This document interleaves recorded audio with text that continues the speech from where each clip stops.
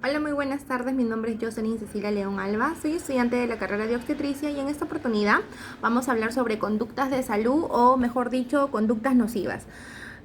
Cuando hablamos sobre conductas nocivas tenemos que mencionar tres puntos importantes que vendrían a ser la conducta, el enfoque del medio ambiente y los factores cognitivos, ¿no?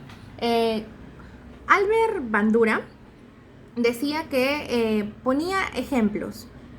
Él decía que las conductas eran la imitación o lo que el ser humano imitaba inconscientemente sin pensar, sin leer, ¿no? De la semejanza. Un ejemplo, decía que una mamá y un papá y su bebé están conformando una familia. Pero en esta familia se podía observar que el papá era una persona muy machista. La mamá era una persona muy sumisa.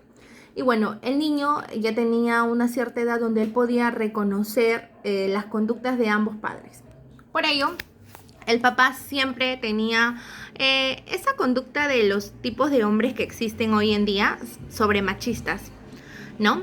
Por ello, cuando el papá llegaba a casa, siempre le alzaba la voz a la mamá, le gritaba, no pedía las cosas con maneras, no tenía un poco de tino ni se medía al darse cuenta que su hijo escuchaba y observaba todas estas conductas, ¿no?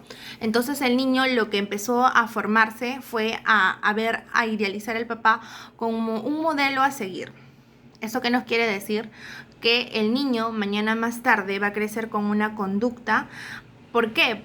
Una conducta prácticamente nociva. Porque el niño mañana más tarde cuando crezca va a utilizar el modelo del papá y va a entender que está bien, ¿no? Que lo que hizo el papá con la mamá estuvo bien, ¿no? El tratarla mal, el ser una persona machista, el no hablarle con maneras, con respeto, ni nada de eso, ¿no?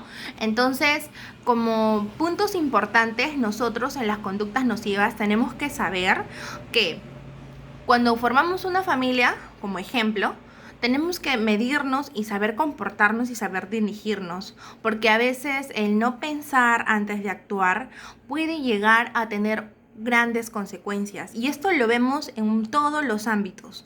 Por ejemplo, no solamente hablo del machismo, también estoy hablando sobre de repente la mala alimentación que podemos ver en una familia, porque mayormente existen las familias donde los papás trabajan y no están pendientes a veces de los niños y no saben el estilo de vida que pueden llevar alimenticio, me refiero, ¿no?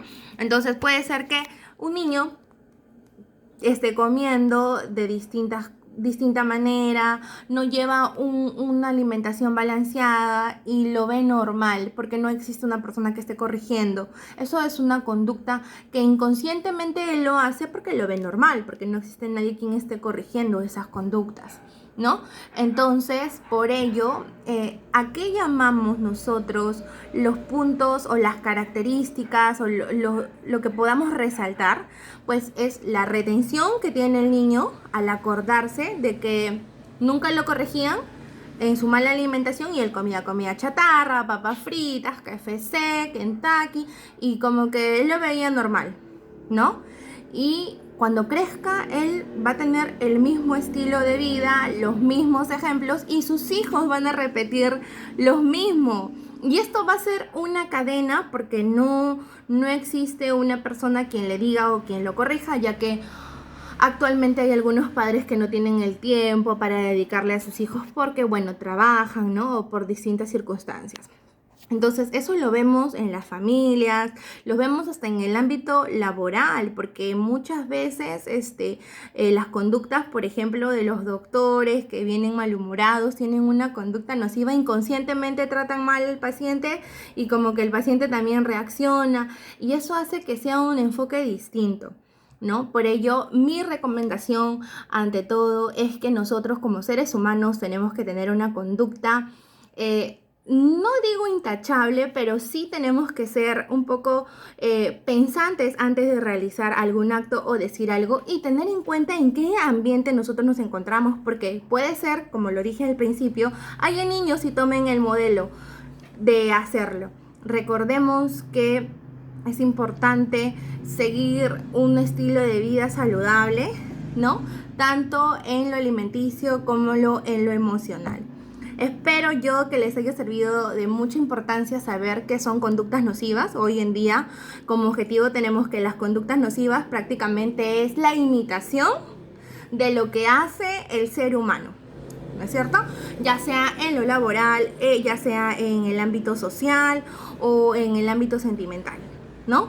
Tenemos que tener mucho cuidado.